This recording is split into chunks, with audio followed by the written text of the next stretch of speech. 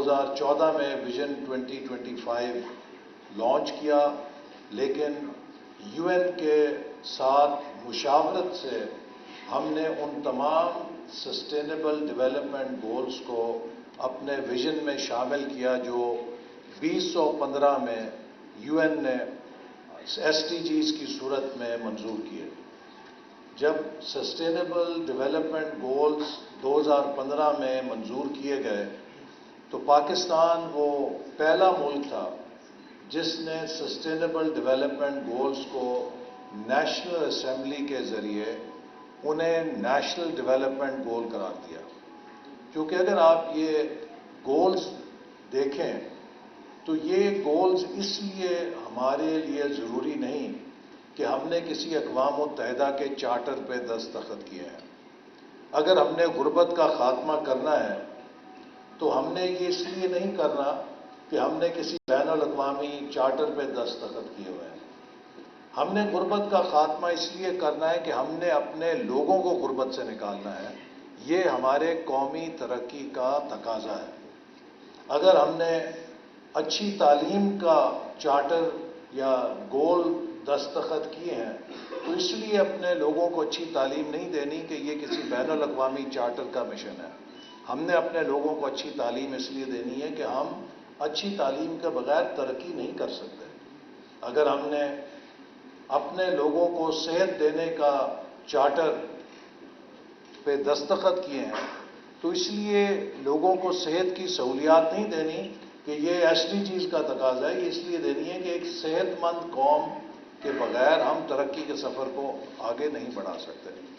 تو sustainable development goals در حقیقت ہمارے اپنے قومی ترقی کا ایجنڈا ہے، اور ان کو حاصل کیے بغیر ہم کسی بھی طور پہ ایک ترقی یافتہ ملک بننے کے ہدف کو حاصل نہیں کر سکتے۔ پاکستان میں جو ترقی کا پلیٹ فارم ہے وہ بدقسمتی سے فریکچرڈ ہے۔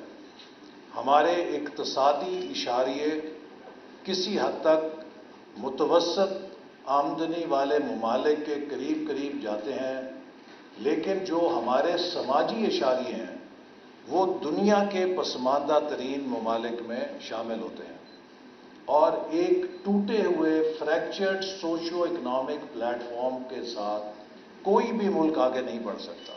اور اسی لیے ویژن 2025 میں ہم نے پہلا گول رکھا تھا پٹنگ پیپل فرسٹ، کہ جو عوام کے اور جو لوگوں کے ترقی ہے، ہیومن ڈیولپمنٹ ہے، اس کو ہم مرکزی اہمیت دیں اپنی قومی ترقی کی ایکویشن کے اندر۔ یقیناً ملک کو ترقی کے لیے انفراسٹرکچر کی ضرورت ہوتی ہے، ملک کو ترقی کے لیے شاہراہوں کی ضرورت ہے، توانائی کے منصوبوں کی ضرورت ہے، پورٹس کی ضرورت ہے، ایئرپورٹس کی ضرورت ہے، ریلوے کی ضرورت ہے، لیکن یہ سب ہارڈ ویئر ہے۔ یہ ہارڈ ویئر اس وقت تک کارآمد نہیں ہوتا جب تک کہ اس کو چلانے کے لیے ہیومن ریسورس کا سافٹ ویئر موجود نہ ہو۔ آپ کے کمپیوٹر پہ اگر آپریٹنگ سسٹم نہ ہو تو دنیا کا بہترین کمپیوٹر بھی جو شیٹ میٹل اور پلاسٹک اس کو بنانے میں لگتا ہے، اس کی حد تک اس کی مالیت ہے، وہ کباڑیے کا ایک پیس ہے اگر وہ سافٹ ویئر نہیں چلا سکتا۔ لیکن جو چیز کمپیوٹر کو ویلیوبل بناتی ہے وہ اس کا سافٹ ویئر ہے۔ تو اسی طرح ملک کی ترقی کے انفراسٹرکچر اور ہارڈ ویئر کو بھی جو چیز کارآمد بناتی ہے وہ اس کے انسانی وسائل کی ترقی ہے۔ اور اگر کسی ملک میں غربت ہوگی، کسی ملک میں جہالت ہوگی، کسی ملک میں بیماری ہوگی، کسی ملک میں پسماندگی ہوگی، تو وہ جتنی مرضی عالی شان عمارتیں کھڑی کر لے، وہ کبھی بھی ایک ترقی یافتہ قوم یا ملک بننے کا حقدار نہیں ہو سکتا۔ تو اس حوالے سے آج کا جو دن ہے یہ ہمیں ایک بہت اہم مسئلے کی یاد دلاتا ہے کہ ہم نے کس طرح اپنے ملک سے غربت ختم کرنے کے لیے ان لوگوں کا سہارا بننا ہے جن کی بچوں کی تصویر آپ کے سامنے ہے۔ یہ تصویر ایک کہانی ہے۔ یہ معصوم سے بچے اس دنیا کے اندر ایک آزاد شہری کے طور پہ پیدا ہوئے ہیں، اور جیسے حضرت علی رضی اللہ عنہ نے کہا کہ غربت وہ چیز ہے کہ جو ایک آزاد انسان کو غلام بنا دیتی ہے، اور وہ غریب شخص اور غریب انسان اپنے سماج کا، اہل طاقت کا، اہل ثروت کا غلام بن کر اپنی آزادی کھو دیتا ہے۔ اور اسی طرح حضرت عمر رضی اللہ عنہ نے کہا کہ ہر ماں ہر انسان کو آزاد جنتی ہے یا پیدا کرتی ہے، لیکن پھر اس کو معاشرہ ہے کہ جو غلام بنا دیتا ہے یا اس کی آزادی چھین لیتا ہے۔ اور اسی طرح ہمارے رسول صلی اللہ علیہ وسلم نے کہا کہ غربت سے لوگوں کو بچاؤ، چونکہ غربت لوگوں کا ایمان بھی ہلا دیتا ہے۔ تو اس لیے غربت کو ایک بہت اہمیت ہے کسی بھی معاشرے اور نظام کے اندر، اس کی بقا کے لیے اور اس کے استحکام کے لیے۔ اگر کسی ملک اور معاشرے میں غربت بہت پھیل جائے تو اس کی بقا اور اس کا امن اور اس کا استحکام خطرے میں پڑ سکتا ہے۔ تو لہٰذا ہمارے لیے بھی ضروری ہے کہ ہم جتنی بھی ترقی کے پروگرام بنائیں اس میں اس بات کو پیش نظر رکھیں کہ اس ترقی کا پھل، اس ترقی کے فوائد معاشرے کے ہر شہری تک پہنچنے چاہیے۔ میرے نزدیک آج دنیا میں ہر ملک اور ہر نظام 3 انڈیکیٹرز پر یا 3 پلرز کے اوپر کھڑا ہے جن پر اس کی کامیابی کا دار و مدار ہے۔ آج ایک اقتصادی نظریات کی جنگ ہے، جیسے کہ 20ویں صدی میں سیاسی نظریات کی جنگ تھی، 21ویں صدی میں اقتصادی نظریات کی جنگ ہے۔ اور اس کا ثبوت یہ ہے کہ آج جو دنیا میں گروپنگ ہے وہ اس بنیاد پہ نہیں ہے آپ کس نظریے سے تعلق رکھتے ہیں، آپ جمہوریت پسند ہیں، آپ ڈکٹیٹر ہیں، آپ بادشاہ ہیں، بادشاہی نظام ہے، آپ کا کون سا نظام ہے۔ یہ 20ویں صدی کی باتیں ہیں کہ جب کمیونسٹ سسٹم تھا، کیپٹلسٹ سسٹم تھا، نان الائن موومنٹ تھی، سیاسی نظریات پر دنیا کی گروپ بندی تھی۔ لیکن آج کے گروپ کیا ہیں؟ G7، G20، G77۔ G7 میں داخل ہونے کا پاسپورٹ کیا ہے کہ آپ کی فی کس آمدنی کیا ہے۔ G20 میں داخل ہونے کا پاسپورٹ کیا ہے کہ آپ کی فی کس آمدنی کیا ہے۔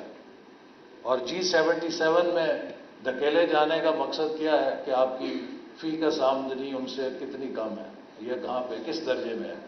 تو آج دنیا میں جو درجہ بندی ہے اور گروپنگ ہے اس کی بنیاد قوموں کی اقتصادی طاقت ہے۔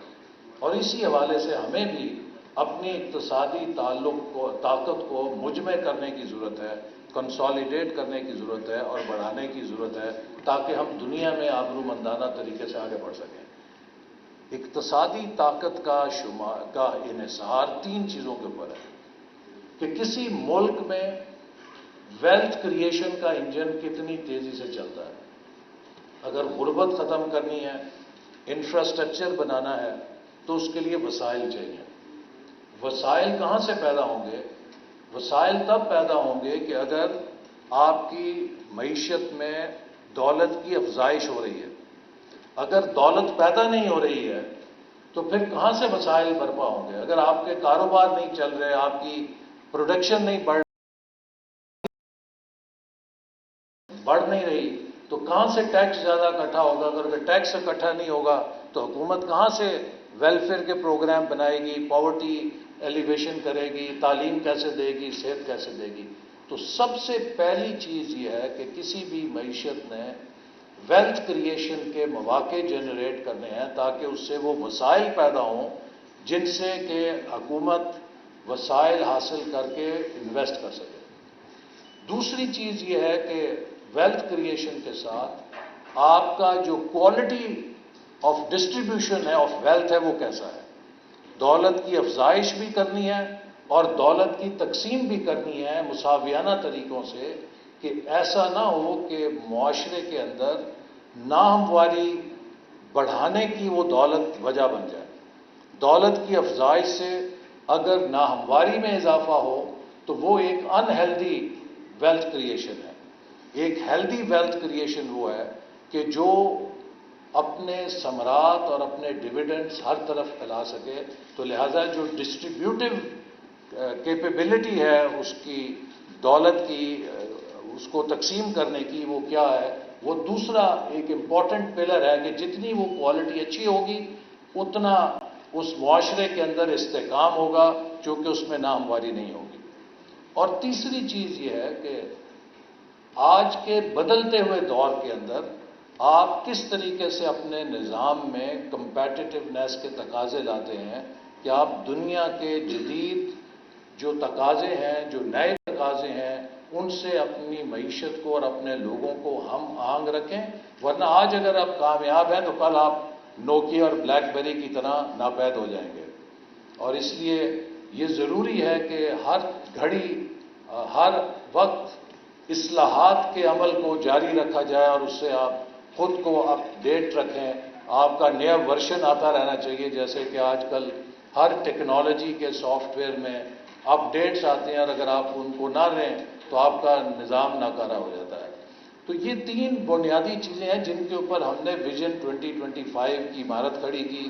الحمدللہ بڑی کامیابی سے 17-18 تک جا رہے تھے کہ پھر اچانک ہمیں تبدیلی نے آ گرا، اور وہ ہمارا سلسلہ جو ہے آگے جاتا جاتا یو ٹرن لے کے پیچھے کی طرف چل پڑا، اور پھر ہم 2022 میں وہاں کھڑے ہوئے کہ جہاں پہ ملک ڈیفالٹ کے کنارے تھا، اور اس ڈیفالٹ کو بچنے کے لیے جن شرائط پر ہمیں بیل آؤٹ پیکج ملا وہ وہی تھیں کہ جو پچھلی حکومت IMF سے طے کر کے گئی تھی۔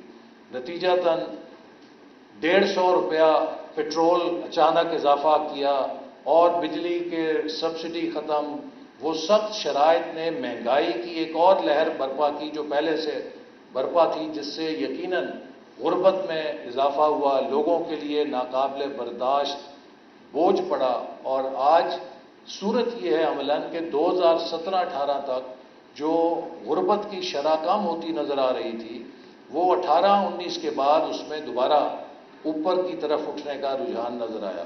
اسی طرح جو پاپولیشن ہے یہ بھی 17 تک گھٹ رہی تھی، تو ہم نے اچانک بریک سے پیر اٹھا کے ایکسلریٹر میں رکھ دیا۔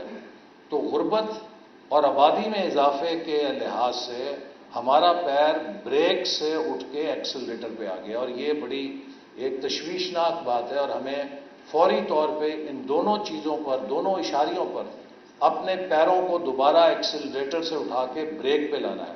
لیکن بریک پہ لانے کے لیے غربت جو ہے یہ کوئی آمدنی سے اس کا تعلق نہیں ہے، اسی لیے ہم نے 2015-16 میں پہلی ملٹی ڈائمینشنل پاورٹی انڈیکس جاری کی تھی۔ اس سے پہلے یہ سمجھا جاتا تھا کہ غربت کا تعلق کیا ہے، آپ کی انٹیک کیا ہے، یا آپ کی معاشی کیفیت کیا ہے، کتنی آمدنی ہے پر ڈے آپ کی کیا ہے، تو اسی سے غربت تولی جاتی تھی۔ تو ہم نے ایک ہولسٹک ڈیفینیشن UNDP کے ساتھ مل کر، جو آکسفورڈ پالیسی گروپ ہے غالباً وہ اس میں پارٹنر ہے، ایک بنائی جس میں 3 چیزیں شامل تھیں کہ آپ کی تعلیمی صلاحیت اور مواقع کیسے ہیں، آپ کی صحت اور صحت کے مواقع کیسے ہیں، اور آپ کا سٹینڈرڈ آف لیونگ کیسا ہے۔ وہ سٹینڈرڈ آف لیونگ میں آپ کے کتنی ایکسیس ہے صاف پانی کے لیے، توانائی کے لیے، ایسٹس آپ کے کیا ہیں، بلا بلا بلا، اس طرح چیزیں شامل تھیں۔ تو یہ ایک بڑی جامع تعریف تھی غربت کی، اور اس کے اوپر پھر ہم نے یہ دیکھا کہ پاکستان کی جو غربت ہے وہ جو کہ جیسے میں نے کہا کہ کم ہو رہی تھی، تقریباً 2014-15 میں جو 38.6 تھی وہ 19-20 میں بڑھ کے 39.5% ہوگی، اور اب جو تازہ اگر ہم اس کا کریں گے جب رزلٹس آئیں گے اگلے سال تو ہمیں لگے گا کہ وہ شاید ان سالوں میں 5 سالوں میں اس میں اور اضافہ ہوا ہو۔ اس کو ہمیں فوری طور پہ روکنے کی ضرورت ہے۔ اور اگر آپ دیکھیں کہ جیسے میں نے کہا کہ یہ صرف اس کا تعلق آمدنی سے نہیں ہے، کسی ایک چیز سے نہیں ہے۔ اگر آپ سسٹینیبل ڈیولپمنٹ گولز دیکھیں تو میرے نزدیک کم از کم 12 کے قریب ایسے گولز ہیں 17 میں سے جو براہ راست پاورٹی سے لنک ہیں۔ گول نمبر 1 نو پاورٹی، براہ راست اس کا ہدف ہے کہ غربت کو ختم کرنا ہے۔ گول نمبر 2 زیرو ہنگر، بھوک کا بھی براہ راست پاورٹی سے تعلق ہے۔ Goal number 3 good health and well being, صحت کا بھی براہ راست غربت سے تعلق ہے۔ اگر ہم ہیپاٹائٹس میں دنیا کا سب سے زیادہ متاثر ملک بنیں گے، اگر ہم ڈائبٹیز میں سب سے زیادہ متاثر ملک بنیں گے، نہ صرف یہ کہ علاج معالجے کے لیے لوگوں کا آمدنی پہ بوجھ پڑے گا بلکہ ان کی پروڈکٹیوٹی متاثر ہوگی، جس سے وہ پاورٹی ٹریپ کے اندر اور چلتے چلے جائیں گے۔ Number 4، quality education. یہ دنیا میں ڈاکومنٹڈ ہے، اور ہمارے خاص طور پہ ملٹی ڈائمینشنل پاورٹی انڈیکس نے یہ بتایا کہ جو سب سے بڑا ڈرائیور ہے پاورٹی کا وہ ایجوکیشن ہے۔ Lack of access to education and lack of access to quality education. تو یہ سب سے زیادہ غریب آدمی کو متاثر کرتی ہے، اور میں اکثر کہتا ہوں کہ اگر غربت کی زنجیر کاٹنی ہے تو سب سے طاقتور ہتھیار اچھی تعلیم ہے، کہ غریب کے بیٹے اور بیٹی کو اگر تعلیم مل جائے تو وہ غربت کی زنجیر توڑ دے گا۔ لیکن اگر غریب آدمی کے بیٹے اور بیٹی کو اس کی غربت کی وجہ سے تعلیم سے محروم رکھا جائے گا تو اس کے غربت میں دھنسے رہنے کے امکانات اسی طرح برقرار رہیں گے جیسے کہ اس کے ماں باپ کے تھے۔ 5واں گول ہے جینڈر ایکوالٹی۔ یہ چیز بھی ڈاکومنٹڈ ہے کہ غربت ختم کرنے کے لیے ایک ہمہ جہتی اپروچ کی ضرورت ہے، جو کہ جینڈر بیس پہ خواتین کو بھی براہ راست ایڈریس کرے، چونکہ غربت میں خواتین کو ہم بھول جاتے ہیں۔ غربت جو ہے وہ خواتین کی بھی غربت ہے، اور خواتین کے لیے تعلیم کے موقع، صحت کے موقع، روزگار کے مواقع کم ہوتے ہیں۔ اور یہ بات بھی یہ باجوہ صاحب بتائیں گے کہ جو چیز مائکرو کریڈٹ سے ثابت ہوئی کہ خواتین مردوں کے مقابلے میں اپنے خاندان کی اپ لفٹ کرنے میں کئی گنا زیادہ پروڈکٹیو ہوتی ہیں، چونکہ جو خاتون خانہ کی آمدنی ہے اس کا جو ڈسپوزیبل انکم ہے وہ اپنے بچوں کی تعلیم پہ جاتا ہے، اور جو مرد ہے اس کی ڈسپوزیبل انکم جو ہے وہ چائے پہ، سگریٹوں کے اوپر، سینما کے اوپر، یا سیر سپاٹے کے اوپر بے شمار چیزوں پہ خرچ ہو جاتی ہے۔ تو لہذا خواتین زیادہ رسپانسبل خرچ کرنے والی ہیں اپنی فیملی کے اوپر، اور اس لیے جتنا روزگار خواتین کا بڑھے گا اس کا سماجی ڈویڈنڈ اتنا زیادہ آئے گا۔ پھر چھٹا جو سسٹینیبل گول ہے کلین واٹر اینڈ سینیٹیشن، جیسے ابھی یہاں بات ہوئی کہ یہ بھی ایک امپورٹنٹ ڈرائیور ہے۔ ہمارے ہاں صحت کا سب سے بڑا مسئلہ پانی کے ساتھ جڑا ہوا ہے۔ واٹر بورن ڈیزیز سے سب سے زیادہ غریب آدمی متاثر ہوتا ہے، لہذا اس کو بیماری لگتی ہے، اس کو علاج معالجے کا خرچہ اس پہ پڑتا ہے۔ 7واں افورڈیبل انرجی۔ اگر توانائی نہیں ہے غریب آدمی کے پاس، وہ افورڈ نہیں کر سکتا، بجلی کا بل ادا نہیں کر سکتا، تو پھر اس کے لیے ناممکن ہے کہ وہ بھی زندگی میں ترقی کر سکے، اپنے بچوں کو اچھی خوراک کھلا سکے۔ اگر اس کی آمدنی کا زیادہ حصہ اس کے بجلی کے بل میں چلا جائے گا تو وہ اپنے بچوں کی خوراک اور تعلیم اور صحت پہ کیسے خرچ کر سکے گا۔ 8ویں ڈیسنٹ ورک، کہ کام کرنے کی بہتر روزگار کے مواقع۔ اگر اس کے پاس کام کے اچھے مواقع نہیں ہوں گے، ڈیسنٹ ورک پلیس نہیں ہوگی، وہ حادثات کو پرون ہے، اس کے لیے اس کے باوجود کہ وہ روزگار پہ ہے ہیزرڈز کے ساتھ وہ کام کرتا ہے، جس سے پھر اس کی صحت متاثر ہوتی ہے اور اس کی جان بھی خطرے میں پڑتی ہے۔ اسی طرح 10واں گول ہے ریڈیوسنگ ان ایکوالٹیز، جو کہ میں نے پہلے بات کی کہ سوسائٹی میں ناہمواری کو ختم کرنا ایک بہت اہم اس کے معاشرے کے سماج کے استحکام کے لیے ضروری ہے۔ 16ویں چیز پیس اینڈ جسٹس۔ اگین امن جو ہے اور کانفلکٹ سے بچانا، اکثر یہ دیکھا گیا ہے کہ جو کانفلکٹس ہیں اس میں غریب آدمی نشانہ بنتے ہیں۔